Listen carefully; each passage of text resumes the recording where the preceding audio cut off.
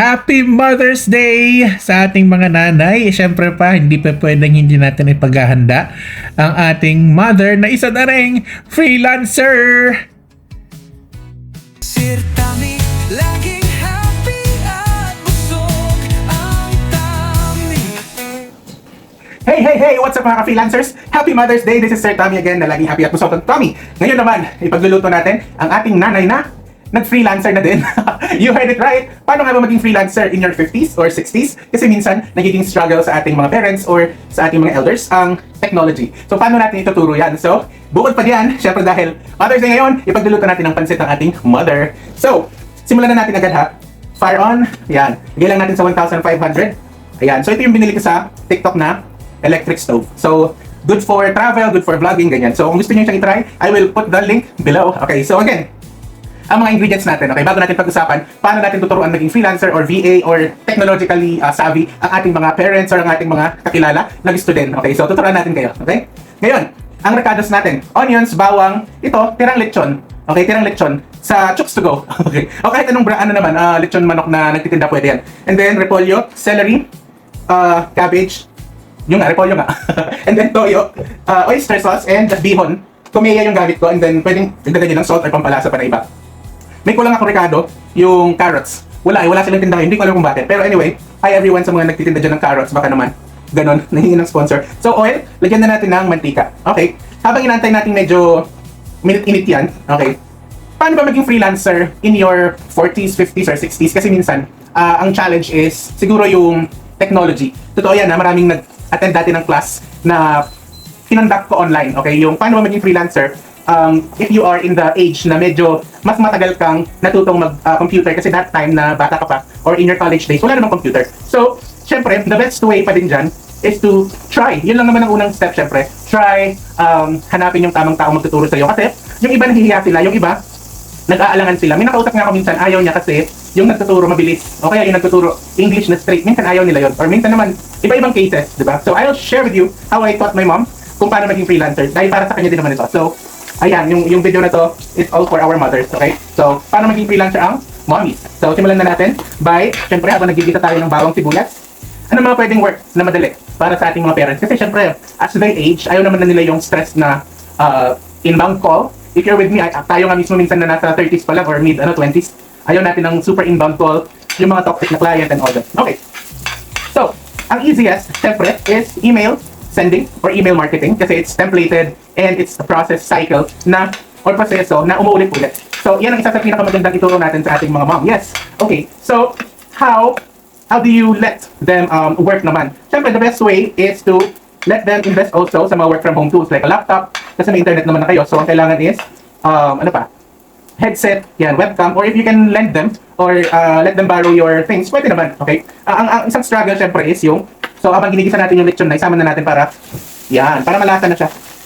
Ang isang struggle, siyempre, is, pag sa pamilya mo, minsan mas ayaw nila na ikaw magtuturo kasi, siyempre nahihiya sila sa'yo, or dahil hindi kayo perfectly okay, kumbaga, nag-uusap kayo pero irritable kayo pagka nagtuturo na, o kaya impatient ka kasi unang bayad, di ba ganun yan? Yun ang mga struggles madalas sa, tinahan natin yung avoid. Okay, sa mga pagtuturo natin sa ating mga parents or sa mga elders when it comes to freelancing. So, ikaw na nagtuturo ko, ikaw yung anak, mag-adjust ka talaga. You have to adjust your behavior, your communication. Kasi pagka, alam mo yun, may pagka-sensitive na kasi pagka yung parents natin ang kausap natin. Tsaka, ayaw nating maka-hurt ng damdamin. Yun ang pinakamahirap dyan, di ba? So, the best way is slowly start from the scratch. Explain kung ano yung mga basics. Like, title, subject, ganyan, subject sa email, kung alin ang capital letter. Alam naman nila yun, pero i-remind mo lang sila. And then, kung paano yung paglagay ng pangalan ng client, okay, or nung customer na i-email nyo, and then the templated email, how to get it done, o kaya kung paano nyo siya i-send. Ngayon, lalagyan ko na siya ng water. Yes, ganun agad, water agad. Then, pakulan natin. Ayan. So, ayun nga, going back, meron namang template ng mga email. Papalitan lang yung name usually. Or, you have other platforms na automated. Ano yan? Mga Outlook, pwedeng nakakonect sa Go High Level or Zoho. Ituturo mo lang yan unti-unti, okay? Now, syempre, meron mga parents din na ayaw makipag-usap sa client. So, syempre, you will, let's say, meron mga clients sa onlinejobs.ph na voice call lang interview. Pwede yun, meron nagpapa-add sila sa WhatsApp, ganyan, okay? Pwede naman, that's okay. Or, meron din naman mga BPO. Okay, meron mga BPO, they do outsourcing, tapos nagte-train sila ng mga on-the-job trainees. Pwede yun, good start. Pwede yung mga yan. Okay, now, habang pinakukulaan natin to, maganda bang kitaan sa email sending? Oo naman, okay naman. Kasi sa Australia, mas madami yung mga ganyan na work. Marketing, digital marketing, email sending. Ano pa, bukod sa email sending ang pwedeng ipa-work sa parents, ganyan. Article writing, if they're good into writing. If they're good into, kumari, galing siya sa work, like my mom, she's into sales, okay? Pero, merong sales work na SMS or sending text messages. Okay? Merong ganun. Merong work na SMS specialist, merong work na email specialist, lead generation specialist, LinkedIn manager, ang isa sa pinaka-workable, kumbaga, sa kanila. Maganda yon. Then, pwede na natin lagyan ng toyo at saka oyster sauce. Then, susunod na natin yung noodles. Okay? So, yan. Yun yung mga work na pwede lagyan natin ng 1 toyo muna. Okay? 1 toyo tuloy. 1 dito, sandok ng toyo. Okay? And then, oyster sauce. Lagyan na natin. Okay? Simple lang tong pansit na to, ha? Kasi, alam nyo naman, pero ma-appreciate ng mga magulang kasi yung effort naman yan, di ba? Hindi naman kailangan extravagant ba? Okay, hindi naman kailangan super mahal ng mga regalo natin. Dapat pala ginapit ko na siya kanina. So ngayon, yan, ginapit ko na ng kutsilyo. Then we can put the oyster sauce. Lahat na. Yung ganitong kalaking pack. Okay? Now, ano pa yung mga projects ngayon? Link in management. Okay, ang pinakamadaling way para magturo, okay, the secret that I can share with you, use video recording, screen sharing. Para every time na may tanong ang mga guardians natin or ang mga kakilala natin pag nagpapaturo sila about email sending or other tasks like that online, is to record it. Ano yung mga software na pwede? Like, wala na kasing Skype ngayon eh. Dati madali ang Skype. Mas madali mag-record ng video using Skype. But, ngayon, ang pwede mong gamitin Loom video. If you have a tablet, yung sa akin kasi pwede ka mag-record using the screen recorder. May mga phone at saka tablet na laptop din na may mga screen recording na yung app. Okay, so ito, ayan na siya. Kumulo na, malasa na yan. Dagdagan natin ng konting water. Okay? And then we can put the pancit. Yung iba binababad nila yung ganito. Pero ako hindi na kasi ano naman, proven naman na naluluto siya. So, ilang beses ko nang sinubukan din. Ayan, okay. So we can put the bihon. Okay. Now, pwede na natin siyang ihalo-halo ng konti. Ayan, lagyan mo lang ng konting water yung ibabaw para lumambot na lahat. Okay, para evenly lumalambot lahat. Okay. Ayan, okay. So going back, okay. Loom video or other video tools, okay, para mas madali nilang matandaan. So never kang magsasabi, ano ba yan? Ang bagal-bagal mo namang, okay, ano ba yan? Yung mga expression na nakaka-offend. Kasi, whether you like it or not, we also started na parang, di ba, naninibago tayo, ganun tayo. So, we cannot, di ba, itrato mo ang nagtatanong sa'yo or nagpapaturo sa'yo na kung paano mo tratuhin yung boss mo sa totoong buhay. Kasi, minsan dahil feeling mo mas marami kang alam, eh, di ba, hindi na nila alam, ganyan. Or mas mababa na yung skills nila or something like that. No, it's a form of, then respect. Okay, so ito na. Ayan, di ba, lumalambot na siya. Okay, then after that, ilalagay natin yung repolyo and celery na napakasarap. Yan ang gusto ko sa pansit. Okay? So minabuti namin ngayong Mother's Day na dito mag-celebrate sa bahay ko kasi nga gusto ko pagluto for them. Okay? Bukod dito, bumili ako ng cake sa Susie's Cuisine. Okay? Well, French. Susie's Cuisine. Tapos yung cookies and cream, favorite ng mga bata yun. And then air fry ako ng liampo. At saka, ano ba? Siyempre may rice yan. Tapos, kasi umaga kami mag-celebrate, no? So, I decided na magluto sa bahay. Para bukod sa, alam ko maraming tao, alam nyo naman, immunocompromised tayo, ayoko yung masyadong madaming tao. So, sa bahay na lang tayo. Bukod pa siya, mas matipid syempre. Yan naman yung, ano ko may humalong foil. Di ba, pwede naman kamayin. Kami lang din naman ang dumelo. Hindi naman, kumukulo naman yan, mamamatay din naman. Pasensya na sa aking mga soon-to-be bashers. Wow. Nice to meet you as early as now, ganun. Di naman, hello sa inyo, huwag namang bashing. Sabi nga ni Mrs. Small Laudet, of course, no bashing, di ba? So, ayan na siya. Pwede na natin ilagay yung repolyo. Medyo malalaki yung hiwa kasi lilit naman yan, tsaka ninipis. Diba? Ito nilaga. Hindi naman. Kaya lang kasi, based on experience, nawawala yung repolyo pag tumagal na siya sa pagluluto. Okay, so ilagay na natin lahat. Doon kayo magalala, ninipis naman yan. O, diba? Sakto. So, ilagay na natin lahat. Okay. While waiting na hinaan na natin yung apoy kasi habang pinakaluto natin yung noodles at repolyo. Okay? Now, pwede mo na ilagay yung celery sa ibabaw para hindi mo na siya maunang maluto kaysa sa repolyo.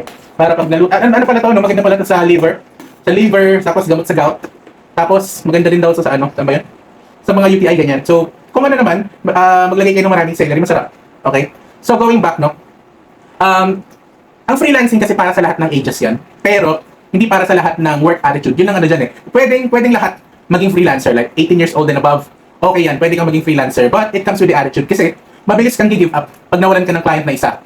Okay? That's why, we teach yung mga gustong maging freelancer na wag mag-focus sa isang client. Hindi naman kailangan lahat online, okay? Pwede kang maging freelancer habang, kunwari, meron kang sari-sari store, pwede yun. O kaya meron kang real estate sales business. Kunwari, nag-agent ka sa mga companies like Ayala Land, Camellia, mga ganyan, no? Mga Pueblo de Oro, mga ganyan. So, kanya-kanyang strategy. Pwede kang, ano pa ba? Pwede kang nag-host, pwede kang nagmo-model, pwede kang nag-design ng, ng mga bahay or landscaping. Lahat yan pwede mong gawin yan. Kasi, ang freelancing, like what I said, it's not about online jobs lang. Okay? It can be mix or combination of many kinds of jobs or in other terms, multiple sources of income. So parang pansit din, di ba? Mas maganda pagka maraming rekado, mas nagiging rich yung lasa. Parang ano din, sa life ng freelancer, pag isa lang talaga, you will never survive. That's the reality. Kaya nga, meron yung mga nanay natin na habang nag-freelancer, ano pa, syempre naglilinis din yan ng bahay, di ba? Nagtitinda rin yan ng mga kung ano-ano, pwedeng mga skincare, lahat. Lalo na sa TikTok ngayon, may mga affiliate marketing na rin tayo. Pwede dyan ng mga nanay natin. Yung mga magagaling magluto, pwede silang mag-affiliate sa mga kagaya nito. Okay? Tag dito, yung portable lutuan, pwede mong i-affiliate yan sa TikTok. So, yun lang. Ganun ang mga karamihan nating strategy ngayon, no? So, we cannot stick to one source of income. Dahil after pandemic, may term na tinatawag na multi-passionate. So, we cannot just stick to one kagaya ng mga ilang employees na nawalan ng work after pandemic, nahirapan silang mag-adjust. Because, isa na lang yung work na ginawa. Kasi nga, pagka nag-online ka, dahil nag-migrate ka from corporate to freelancing, ang laki ng adjustment. Kaya, you can always find a way, no? Ako din, nahirapan ako nung una, but good thing, many people taught me also. So, do not be afraid to ask for help. Okay, so ito na siya. Bago pa tayo masunugan ng pansit. Diba? So, gawin lang natin, i-mix lang natin, ipailalim lang natin yung gulay ngayon kasi nga luto na halos yung noodles. Diba? Alright. Okay, so yun lang. At salamat sa ating mga followers, lalo na sa ating mga dance videos, sa ating mga freelancing tutorials, sa mga experience natin sa freelancing na sinishare natin. Thank you guys and watch out for more kay Sir Tommy. Ito na, halo-haloin ko na lang at makikita nyo na ang final product next to this.